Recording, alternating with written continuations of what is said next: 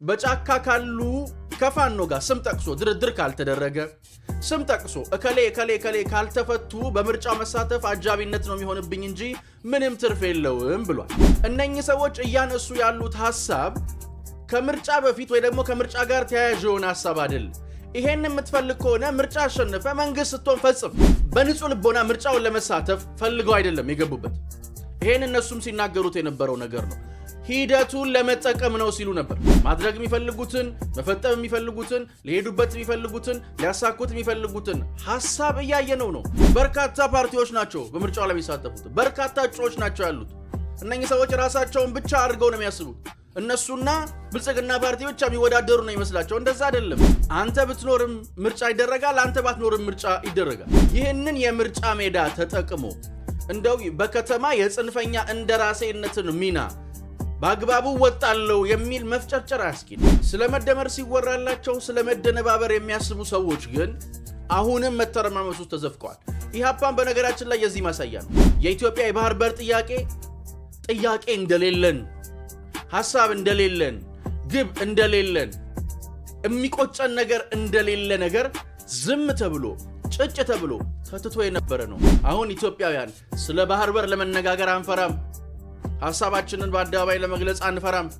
ከኢትዮጵያ ጋር ዲፕሎማሲያዊ ግንኙነትን የሚያደርጉ በተለያዩ ጉዳዮች ላይ ከኢትዮጵያ ጋር የሚመካከሩ ሀገራት መጥተው በሄዱ ቁጥር ኢትዮጵያ የባህር በር ያስፈልጋታል ብለው ድምፃችንን እንዲያሰጋቡ ማድረግ የቻለ የዲፕሎማሲ ስራ ተሰርቷል። ከታጣቂያቸው ካሰለጠኑት የኛ ካሉት በጀት ካወጡበት አብሯቸው ካለው ይተኩሳል ብለው ካሰቡት ኃይል 25% ከከዳቸው ከዲያስፖራው ከህዝቡ ምን ያህል ጀርባ እንደሚሰጣቸው ህወሓት ጀነራሎቿ፣ ፖለቲከኞቿ፣ ታጣቂዎቿ ህዝቡ ከድተዋት ብቻዋን ከመሃል ቆማ ባለችበት በዚህ ጊዜ አለሁ ለማለት የቀራት እጇ ላይ ያላትን ነገር ለመጠበቅ በተለያዩ አካላት ሰሞኑን ሰነድም እያሾለከች እያየናት ነው። ግን እያበቃ ነው ጨዋታው። ሰላም ጤና ይስጥልን ውድ ዮሐንስ ኮርነር ቤተሰቦች እንዴት አላችሁ? አላችሁ ወይ? አለን እኛ ዮሐንስ ኮርነር ዛሬም ሰዓትና ጊዜውን ጠብቆ ወደ እናንተ መድረሱን ጀምሯል። ዛሬም በቆይታችን አበይት ፖለቲካዊ ጉዳዮችን፣ አሁናዊ ክስተቶችን፣ ቀጠናዊ ሁነቶችን በራሳችን ቋንቋ በራሳችን መንገድ እንመለከታለን፣ እንፈትሻለን፣ እንበረብራለን። ዮሐንስ ኮርነር ላይክ፣ ሼር፣ ሰብስክራይብ አድርጋችሁ እንድትጀምሩን በትህትና እንጠይቃለን። እንዲያ ቢሆን ሸጋ፣ እንዲያ ቢሆን መልካም ነው። ቪዲዮቻችንን ወደ ተለያዩ የቴሌግራም ግሩፖችም ሼር ብታደርጉልን እንዲሁ የበለጠ ተደራሽ እንድንሆን ስለሚያግዘን እሱ እንድታደርጉልን ጠይቀን ነው የምንጀምረው። በዛሬው ቆይታችን ኢህአፓዎች የመጨረሻውን ጨዋታቸውን ጀምረውታል። እንደታሰበው እየሆኑ ነው። የህወሓት ታጣቂን ተመልክቶ የወጣው መረጃስ ምንድን ነው? በቆይታችን የምናነሳና የምንመለከተው ጉዳይ ነው። የመጋቢት 24 ማግስት ላይም ስለምንገኝ የምናነሳቸው ጉዳዮች ይኖሩናል። በድጋሚ ላይክ፣ ሼር፣ ሰብስክራይብ አድርጋችሁ እንድትጀምሩ በታላቅ ትህትና እንጠይቃለን። እንግዲህ ወደ መጀመሪያው ጉዳያችን ስናልፍ የመጀመሪያው ጉዳያችን የምናደርገው የኢህአፓዎችን ጉዳይ ነው። ኢህአፓዎች ከሰሞኑ መሪዎቻቸው ከኢትዮጵያ ኢንሳይደር ጋር ቆይታ አድርገዋል። የኢህአፓ መሪዎች ማለት ነው። እንግዲህ ከኢትዮጵያ ኢንሳይደር ጋር ቆይታ ባደረጉበት ወቅትም ያነሷቸው ሐሳቦች አሉ። እነሱን ተመርኩዘን ነው ሐሳብ የምንሰጠው። የሚያጠግብና የማያጠግብ እንጀራ ከምጣዱ ይለያል እንደሚባለው እነኚህ ሰዎች አስቀድመው ሲናገሩ የነበረው የምርጫውን ሂደት ብቻ መጠቀም እንጂ ምርጫው ላይ ብዙ ሐሳብ የላቸውም። የሆነ አይነት ድራማ ሊፈጥሩ ያስባሉ ብለን ነበርና እነኚህ ሰዎች ልክ ከዚህ ቀደም ፋኖ ያወጣቸው ከነበሩ መግለጫዎች ጋር የሚስማማ ለምሳሌ አሁን ፋኖ በአንድ ወቅት ለድርድር መነሻ ብሎ ያስቀመጣቸው ሐሳቦች እንዳሸነፈ አካል ልክ እንደ መንግስት ይሄ ደረግልኝ ነበር ያለውና እንዴ ይሄ ከተደረገልህማ መንግስት ምኑን መንግስት ሆነ የምታስፈጽመው ጉዳይ ነው ብለን መናገራችን አይዘነጋም። አሁንም ኢህአፓዎች በጫካ ካሉ ከፋኖ ጋር ስም ጠቅሶ ድርድር ካልተደረገ ስም ጠቅሶ እከሌ ካልተፈቱ በምርጫ መሳተፍ አጃቢነት ነው የሚሆንብኝ እንጂ ምንም ትርፍ የለውም ብሏል። እንግዲህ ኢህአፓ እንደምታውቁት የለውጡ ትሩፋት ነው። በኢትዮጵያ ፖለቲካ ሜዳ ውስጥ የመሳተፍ እድልን ተነፍገው የነበሩ አካላት ወደ ኢትዮጵያ የመግባት እድል ሲያገኙ አግኝቶ የገባ ፓርቲ ነው። መንግስት ነው። ይጠቅማል ይበጃል ያለውን እየሰራ ነው የሚቀጥለው። እነኚህ ሰዎች እያነሱ ያሉት ሐሳብ ከምርጫ በፊት ወይ ደግሞ ከምርጫ ጋር ተያያዥ የሆነ ሐሳብ አይደል። ይሄን የምትፈልግ ከሆነ ምርጫ አሸንፈ መንግስት ስትሆን ፈጽም። ልትከራከር ልትነጋገር የምትችለው በምርጫ ሂደቱ ላይ ነው እንጂ ምርጫ ውስጥ ከገባ በኋላ ምርጫን እንደምትፈልገው የፖለቲካ ግብ ዓላማ ማስፈጸሚያነት መጠቀም አትችልም። እከሌ ካልተፈታ ምርጫ ልሳተፍም፣ እከሌ ካልተፈታ ምርጫ ልሳተፍም። ሲጀመር እነኚህ ሰዎች ጄኒውንሊ ማለት ነው ጄኒውንሊ ስናነሳው በንጹህ ልቦና ምርጫውን ለመሳተፍ ፈልገው አይደለም የገቡበት። ይሄን እነሱም ሲናገሩት የነበረው ነገር ነው። ሂደቱን ለመጠቀም ነው ሲሉ ነበር። ድህረ ምርጫና ይሄ ከምርጫ በፊትና ከምርጫ በኋላ የሚፈጠሩ አንዳንድ ጉዳዮችን ቀድመን ስናስቀምጥና መላመት ስንሰጥ እነኚህ አካላት እውነቱን ሊጠቀሙበት ከሚፈልጉት ሁኔታ ጋር አያይዘን ነው።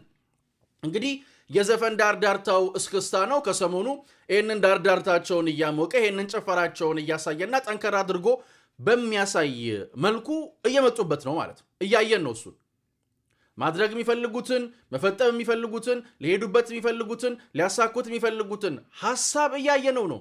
ስለ ሌሎቹ ለምን አልተወራ? እከሌ ነው የሚሉት እነኚህ ሰዎች። አንድም ጊዜ እንደምታውቁት መንግስት ባደረገው የሰላም ጥሪ መንግስት ባደረገው እጁን መዘርጋት የሰላም ጥሪ ተቀብለው ስለሚመጡ አካላት አፕሪሼት አያደርጉ። አስተውላችሁ ከሆነ የትም ቦታ ላይ ሰላም ያስፈልጋል፣ መንግስት ይነጋገር፣ መንግስት ይደራደር የሚሉ አካላት ከሰሞኑ እንኳን በርከት ያሉ ታጣቂዎች ሲያወድሷቸው ሲያሞግሱ የነበሩ ሰዎች የሰላም ጥሪን ተቀብለው ሲመጡ ሲያበረታቱ አታዩ። እንኳን ደህና መጣችሁ ሲሉ አታዩ። ይባስ ብለው በትችት ጅራፍ ሲገርፏቸው ነው የምታዩት። እናም አሁንም እነኚህ ሰዎች ከከሌ ጋር ካልተደራደራችሁ አንደኛ ምርጫው በእናንተና በሆነ አካል መካከል ብቻ የሚደረግ አይደለም። በነገራችን ላይ እነኚህ ሰዎች እነሱ ብቻ አይደሉም የምርጫ ተሳታፊዎች። ይሄን ሊያውቁ ይገባል። በርካታ ፓርቲዎች ናቸው በምርጫው ላይ የሚሳተፉት። በርካታ እጩዎች ናቸው ያሉት። እነኚህ ሰዎች ራሳቸውን ብቻ አድርገው ነው የሚያስቡት። እነሱና ብልጽግና ፓርቲ ብቻ የሚወዳደሩ ነው ይመስላቸው። እንደዛ አይደለም። አንተ ብትኖርም ምርጫ ይደረጋል፣ አንተ ባትኖርም ምርጫ ይደረጋል። ምክንያቱስ ሌሎች በርካታ ፓርቲዎች አሉ። ምርጫ መሳተፍ መንግስት መሆን እሻለው ለሚል አካል፣ በህጋዊ መንገድ ተመዝግቤያለሁ ብሎ ለሚያስብ አካል ትክክለኛ ሂደት ነው፣ ብቸኛው አማራጭ ነው። ይሄ ሆኖ ሳለ ግን ይህንን የምርጫ ሜዳ ተጠቅሞ እንደው በከተማ የጽንፈኛ እንደራሴነትን ሚና በአግባቡ ወጣለው የሚል መፍጨርጨር አያስኬድም። ማለት እነኚህ ሰዎች ሂደቱን ተጠቅመው ምርጫውን ጭቃ የመለቅለቅ ስራቸውን ጀምረውታል። ይኸው እያየን ነው። እከሌ ካልተፈታ ምርጫ እንትን ማለት ነው። ከከሌ ምርጫ የሚደረገው መደረግ ስላለበት ነው። ህዝብ መንግስቱን መምረጥ ስላለበት ነው። ይሄንን ትክክለኛ ዲሞክራሲያዊ ተግባር ለዓላማ ማስፈጸሚያ ያውለዋለሁ የሚል ከምን ብሪት የተቀዳ ስሁትነት እንደሆነ ባይገባኝም እነኚህ ሰዎች በተደጋጋሚ ነው ይሄን እያደረጉ ያሉት። እንግዲህ ይሄን አሳከን የምንገኘው እንደምታውቁት የመጋቢት 24 ማግስት ላይ የመጋቢት 24 ካመጣቸው ትሩፋቶች የፖለቲካው ሜዳ ላይ የመጡት ለውጦችን በዋቢነት ማንሳት እንችላለን። የለውጡ መንግስት ወደ ስልጣን ከመጣበት ጊዜ አንስቶ የመደመር ሐሳብ ራሱን ብቻ ሳይሆን ፓርቲዎችንም ጭምር መበታተናችሁ ብዙ ጥቅም የለው፣ ሰብሰብ ብላችሁ ተደምራችሁ ጠንካራ ተፎካካሪ ፓርቲ ሆናችሁ ብቅ በሉ የሚል ጥሪን በተደጋጋሚ አቅርቧል። ስለመደመር ሲወራላቸው ስለመደነባበር የሚያስቡ ሰዎች ግን አሁንም መተረማመስ ውስጥ ተዘፍቀዋል። ኢህአፓን በነገራችን ላይ የዚህ ማሳያ ነው። ከተገፋበት፣ ከተሰደደበት፣ ከተገለለበት የኢትዮጵያ ፖለቲካ ሜዳ እንዲመለስ እድል የከፈተለት የለውጡ መንግስት ነው። ይሄ ፀሐይ የሞቀው ዓለም ያወቀው እውነት ነው፣ ሐቅ ነው። ምንም ይሄ በቃ ይሄ ነው ሐቁ፣ ይሄ ነው። በዛ መንገድ ነው የመጡትና አሁን እነኚህ ሰዎች ያንን ሲያደርጉ መመልከት በጣም አስቸጋሪ ነው። እንደዚህ አይነት እድሎችን በተገቢ መንገድ መጠቀም ያስፈልጋል። ምርጫን በተደገቢ መንገድ መጠቀም ያስፈልጋል። አንድ እግርን እዛ አንድ እግርን አድርጎ እዚህ አድርጎ ለመንቀሳቀስ የሚደረግ ጥረት ለውጥ አያመጣም። የለውጡ መንግስት ብልጽግና መንግስት በነገራችን ላይ በዚህ ሁሉ ፈተና መሃል ጸንቶ እንዲቀጥል ያደረገው በየደረሰባቸው በየፌርማታዎቹ በሙሉ ልቡ በሙሉ ሐሳቡ በሙሉ ቁርጠኝነት መስራት መቻሉ ነው። ለዚህ አንዱ ማሳያ የባህር በር ጥያቄ ነው። ጠቅላይ ሚኒስትሩ የባህር በር ጥያቄን ሲያነሱ ያለመሸብረክ ያለ ፍራቻ በጥንካሬና በትጋት በድፍረት እንዲሁም በጽናት ነው። እንደው ይሄ ጥያቄ ሲነሳ ታስታውሱ ከነበረ አጀንዳ መለወጫ ነው፣ ሳምንት አይቆይም፣ አይሰነብትም፣ ወር አይቆይም፣ አሁን ያበቃለታል፣ ከቅርብ ጊዜያት በኋላ አይቀጥልም፣ ይተውታል እየተባለ ነበር ትንታኔ የሚሰጠው። ዛሬ አጀንዳ የት ነው? ተዉት እንዴ? ዛሬ መዳረሻው የት ነው? ቀረ እንዴ? አልቀረም፣ አልተተወም። ይልቅስ አጀንዳው አሽቶ አብቦ ከፍ ብሎ እያየነው ነው። የመደመር ትውልድ እንደው ይሳካል እኮ ይሳካል። እቺን አስምሩበት። ይሳካል፣ በቅርብ ጊዜ ውስጥ ይሳካል። ባይሳካ እንኳን ጥያቄው አሁን የደረሰበት ደረጃ ላይ መድረሱ ትውልድ የሚተርከው ዘመን የሚዘክረው ደማቅ ድል ነው።